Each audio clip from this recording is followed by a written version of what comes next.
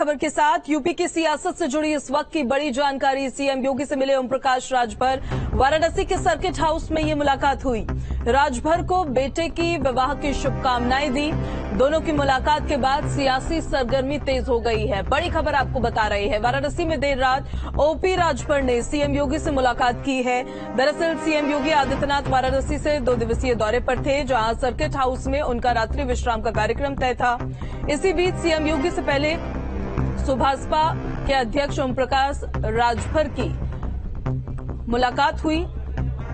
OP Rajbhar की गाड़ी से बाहर निकलते और रात को अंधेरे में चुपचाप सर्किट हाउस में प्रवेश करते। जहां दोनों की मुलाकात हुई, वहीं सर्किट हाउस के बाहर सुभाषपा कार्यकर्ताओं की चहलकदमी भी देखने को मिली। राजभर और सीएम योगी के बीच ये मुलाकात 2024 के लोकसभा चुनाव को लेकर काफी अहम मानी जा रही है। साथ ही ये मुलाकात राजभर की पार्टी का एनडीए के साथ गठबंधन पर भी चर्चा के लिए काफी अहम रूप दिखा रहा है। सुहेल देव भारतीय समाज पार्टी के मुखिया ओम प्रकाश राजभर की नजदीकियां बीजेपी के साथ बढ़ रही है। जिस तरह ओम प्रकाश राजभर लगातार भाजपा के वरिष्ठ नेताओं के साथ संपर्क में है, ऐसा लग रहा है कि 2024 लोकसभा चुनाव से पहले वो बीजेपी का दामन थाम सकते हैं।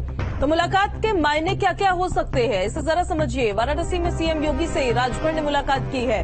2024 लोकसभा चुनाव के लिहाज से काफी अहम ये मुलाकात मानी जा रही है। एसबी-एसपी का एनडीए के साथ क्या कोई गठबंधन होगा, इस पर क्या कोई चर्चा हुई होगी, एक बड़ा सवाल है। बीजेपी के साथ लगातार नजदीकियां बढ़ती हुई राजभर की नजर आ रही है। ग्राफिक्स के जरिए भी आप समझिए, लगातार बीजेपी के वरिष्ठ नेताओं के संपर्क में राजभर है। फिर बीजेपी का दामन कब थामेंगे भाजपा के अध्यक्ष ओम प्रकाश राजभर, ये भी एक बड़ा सवाल है। लेकिन ऑन द अदर हैंड लगातार ओपी राजभर की तरफ से विपक्षी एकता को भी एकजुट करने की बात कही जा रही है। 2022 में राजभर ने एसपी के साथ चुनाव लड़ा था। उससे पहले विधानसभा चुनाव भारतीय जनता पार्टी के साथ लड़ा, लेकिन दामन छोड़ दिया। 2022 में ये चुनाव लड़ा समाजवादी पार्टी के साथ, फिर उनका साथ भी छोड़ दिया। पूर्वांचल में राजभर वोटर्स काफी अहम माने जाते हैं। ऐसे में हर पार्टी की ये कोशिश होती है कि पूर्वांचल के वोट्स तो उनके पाले में आ जाए। तो ओम प्रकाश राजभर की पार्टी, जो सुहेल देव भारतीय समाज पार्टी है, उसको अपने पाले में लाने की कोशिश रहती है। लेकिन सुहेल देव भारतीय समाज पार्टी समाजवादी पार्टी के साथ या फिर भारतीय जनता पार्टी के एनडीए गठबंधन के साथ 2024 का लोकसभा चुनाव लड़ेगी? कोई विपक्षी एकजुटता बनेगी, विपक्षी खेमे में जाएगी? अपने आप में बड़े सवाल खड़े करते हैं। लेकिन कल जो मुलाकात हुई है, उस मुलाकात के कई मायने निकाले जा रहे हैं।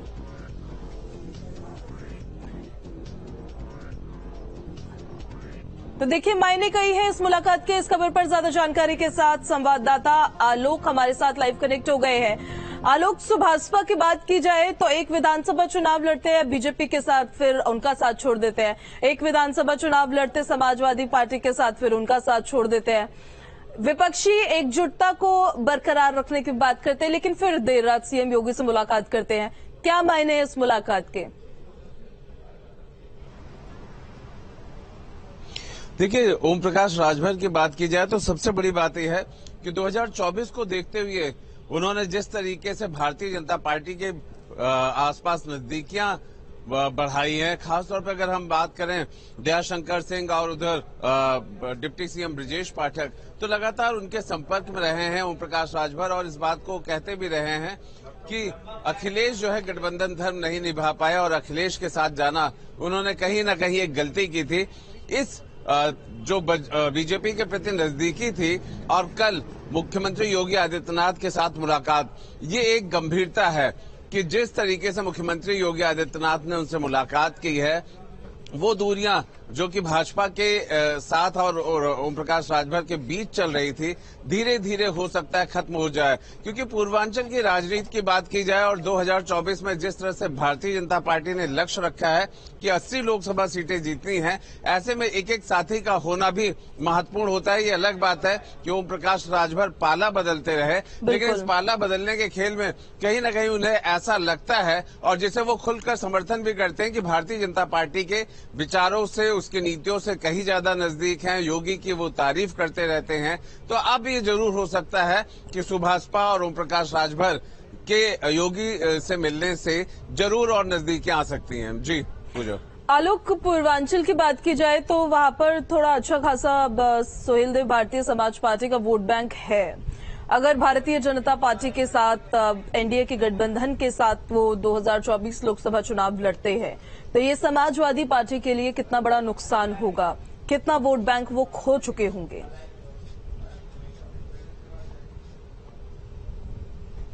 देखिए, विपक्ष जितना डिवाइडेड रहेगा सत्ता के लिए आमतौर पे यही कहा जाता है कि उतना ही अच्छा होता है, और उत्तर प्रदेश में बिल्कुल यही सटीक भी होता है कि अगर विपक्ष डिवाइड है, खासतौर पे जिस तरह से मुस्लिम राजनीति यूपी में चलती है, ऐसे में अगर विपक्ष अलग अलग खेमों में है तो भारतीय जनता पार्टी को फायदा होगा।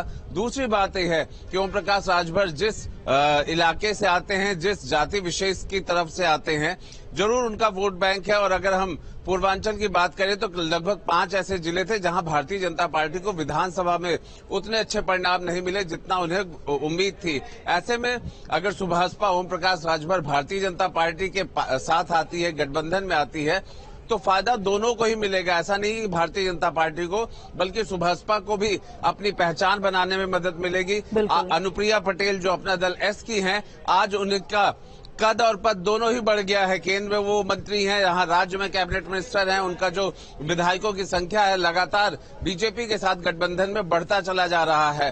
तो ऐसे गठबंधन धर्म की बात की जाए तो बीजेपी के लिए बेहतर है। पूर्वांचल में जो राजनीति चलती है, जिस जाति विशेष की बात होती है, ओम प्रकाश राजभर करते हैं, भाजपा के जुड़ने के साथ वो भी बढ़ेगा। जी बिल्कुल बिल्कुल आलोक, आपके पास हम वापस लौटेंगे, आप बने रहिए हमारे साथ। इस बीच एक बड़ी खबर